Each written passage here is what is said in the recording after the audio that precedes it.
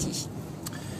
Oui, alors l'enjeu c'est de voir par rapport à l'enfant quels sont précisément les enjeux d'une telle modification du champ parental, c'est-à-dire constitué par le père et la mère. Qu'est-ce qui se passerait si justement se substitue à ce champ-là quelque chose de radicalement différent, c'est-à-dire que l'enfant se confronte à deux personnes qui soient identiques, c'est-à-dire soit deux hommes ou soit deux femmes.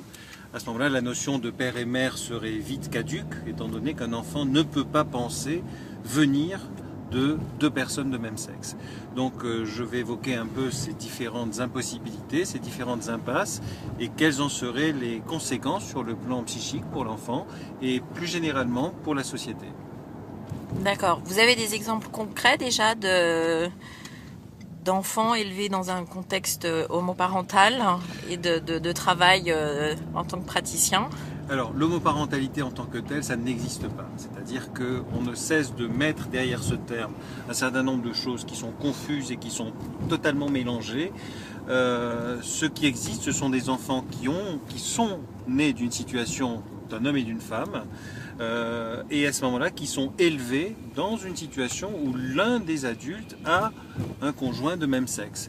Et à ce moment-là, ce n'est pas du tout la même chose. Il ne faut absolument pas confondre justement les enjeux éducatifs pour cet enfant des enjeux filiatifs que se propose cette loi-là.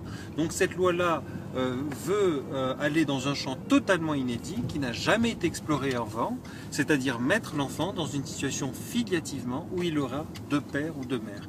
Et là, il n'existe aucune référence là-dessus, ni nationale ni internationale, étant donné que cela n'a jamais été fait auparavant. D'accord. Docteur Lévy-Soussan, merci. Merci à vous.